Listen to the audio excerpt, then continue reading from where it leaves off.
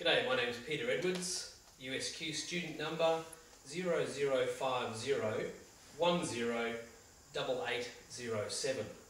Subject EDC1200 Self-Education and Society. This is assignment 2, which is a multimedia presentation on how might education mediate difference and dominance. I've already chosen an article from the Courier Mail dated the 7th of May 2009 headlining Indian taxi drivers hit back at critics. Indian taxi drivers have held an emergency meeting in Brisbane as their earnings plummeted from a passenger backlash at the standard of new drivers. Veteran drivers are demanding the state government tighten licensing laws to prevent new drivers from receiving a tax permit until they have lived in Australia for a number of years. The demand follows the Courier Mail's findings that drivers from overseas are gaining open Queensland licences without proof that they have driven a car in their homeland. The Transport Department has admitted it does not check the validity of foreign documents used to obtain Queensland licences, despite warnings of a black market in fake credentials. More than 25 Indian drivers, including many who have driven cabs in Brisbane for at least a decade, gathered to discuss their plight. One veteran Indian driver said new drivers did not understand Australian service standards and all needed a year in the country to learn the ropes.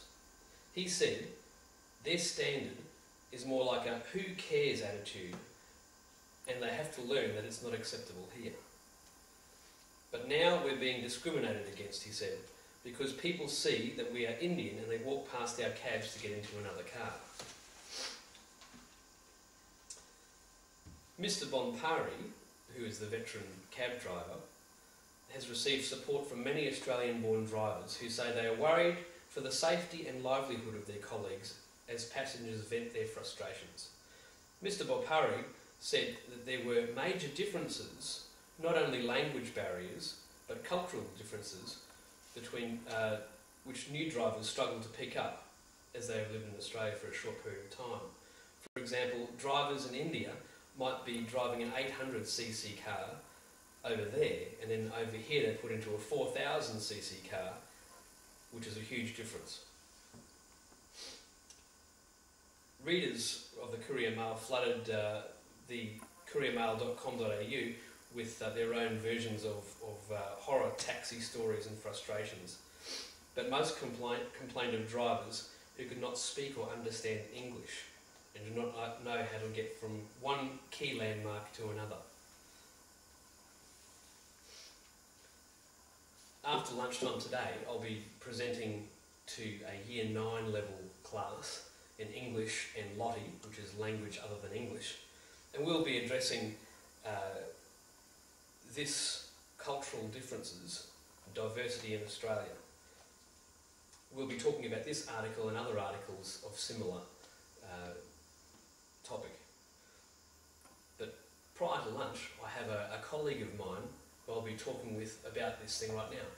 David, welcome. Hey, how are you? Thanks, mate. Good. Good.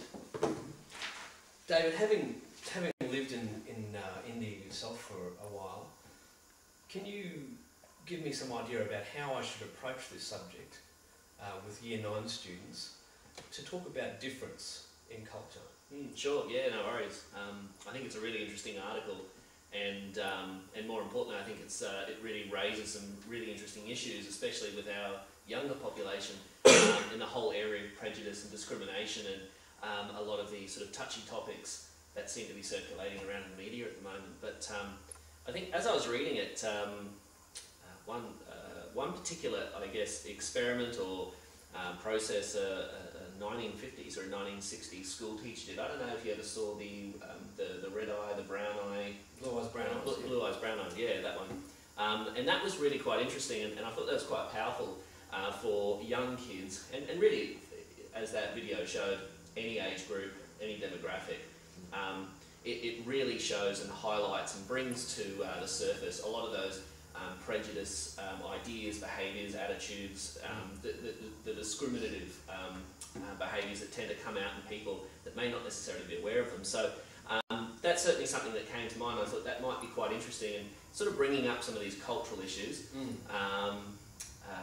to try and get some of that message across to these ninth graders, I think would be quite powerful. So I think how I would tackle it is that I'd consider some sort of role play, and you could somehow introduce something similar to what that lady did in her classroom 60, 70 years ago now, but something similar, maybe something not as controversial as the way that she did it, but something so that the students themselves can experience what it's potentially like to be ostracised. I think what this article really draws out is that people, say there's the Indian community, which, let's face it, is a very large community made up of a diverse bunch of subcultures within its culture.